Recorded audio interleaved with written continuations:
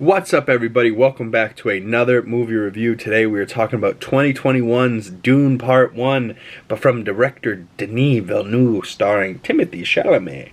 And I will say, this movie was awesome. My jaw dropped, back in 2021, October. This dropped on HBO Max and in theaters, and I reluctantly never saw it in theaters, and I am so upset with myself. And maybe not, because it was 2.5 hours and it was at home, and it was still in a time where watching things at home looked pretty good. Now I'm not necessarily afraid to go out to the theaters, but I'm only going to go if I really feel the urge to go. Like I wanted to see Argyle, but I never made it over to theaters. Now I'm just waiting for Argyle to come out on streaming, which sucks because now I got to wait even longer.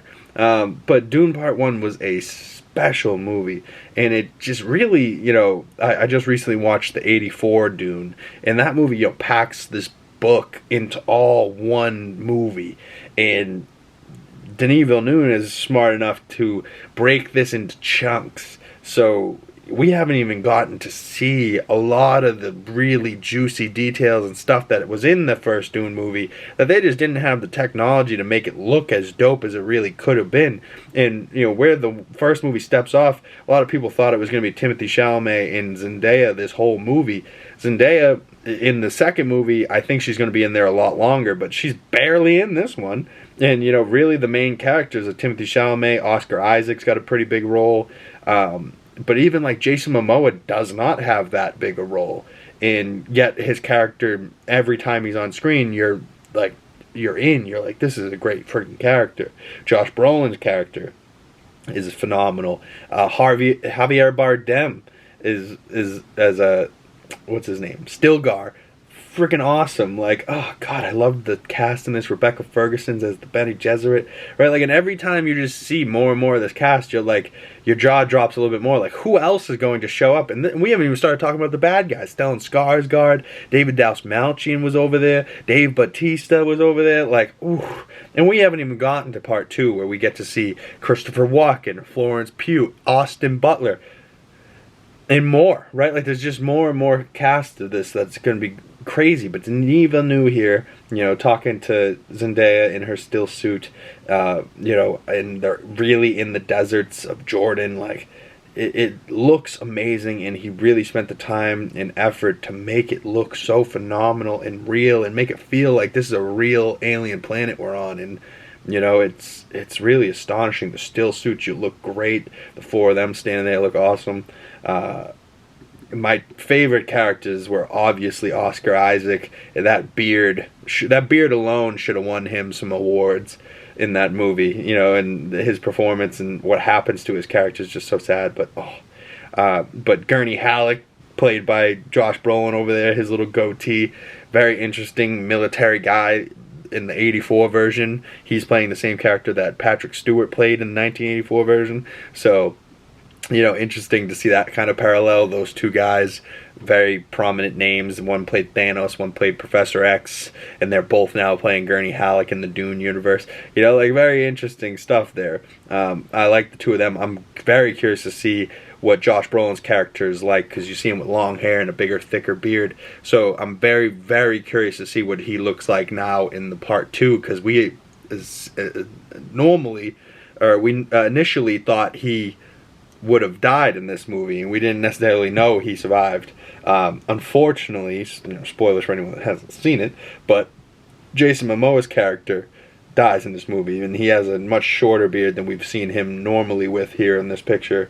But he actually gets even less beard than this, and he fully shaves his face for Denis Villeneuve, and he's never done that, right? Everyone knows Jason Momoa has this big beard and long hair, and he shaved the beard for him. I was like, wow, dude. Seeing Jason Momoa like a baby without the beard is very wild to see and unexpected. But the shot of Josh Brolin and Timothée Chalamet on the ornithopter, looking at the Shai-Hulud swallow a sand crawler. Oh, and then later in the movie we get Shai-Hulud, and they're staring over Timothée Chalamet and Rebecca Ferguson's character.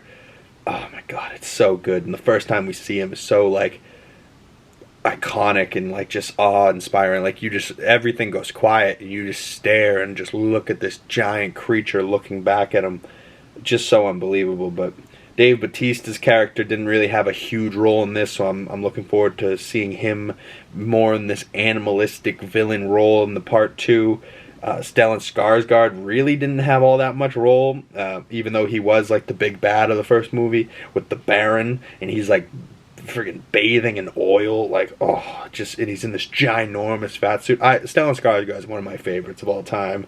But you know, just by the end of the movie, this big table scene, and the Baron comes face to face with Oscar Isaac, and Oscar Isaac has to be in the full nude as his character dies and bites a tooth, and he's like, "Here I am, here I remain," and he bites down the tooth, exhales the breath, and everyone dies in the room, but the Baron somehow lives, but he's up in the corner, like, in a fetal position, coughing and shit. So, I don't know, maybe Stellan Skarsgård's character in the next movie will be hurting and not really all there, but he's still going to be a prominent force. Dave Bautista's going to be a prominent force, but then also his like nephew or whatever, Austin Butler's character, Fade Rafa, or whatever his name, Fade Ra something, Fade?